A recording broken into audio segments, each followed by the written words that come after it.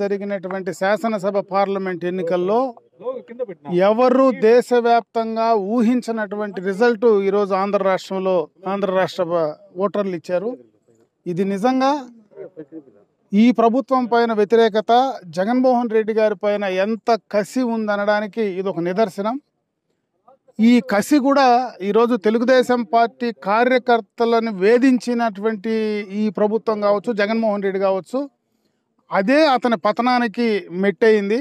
ఈరోజు అంతే కసిగా తెలుగుదేశం పార్టీ కార్యకర్తలంతా కూడా బ్రహ్మాండంగా కూడా కసిగా పనిచేసి ఈరోజు ఇంత పెద్ద మెజారిటీలు రాష్ట్ర వ్యాప్తంగా గత ఆంధ్ర రాష్ట్ర చరిత్రలో గతంలో ఎప్పుడూ అటు ఉమ్మడి రాష్ట్రంలో కానీ విభజన ఆంధ్రప్రదేశ్లో కానీ ఎప్పుడూ లేనటువంటి ఒక నిర్ణయాన్ని ఈరోజు ఈ రాష్ట్ర ప్రజలు అందించారంటే ఇది నిజంగా కూడా రాష్ట్ర ప్రజలు ఆలోచనను మనం గౌరవించాలా. నిజంగా కూడా రాష్ట్ర ప్రజలు ఏమనుకుంటున్నారో ఈరోజు కరెక్ట్గా అర్థమైంది.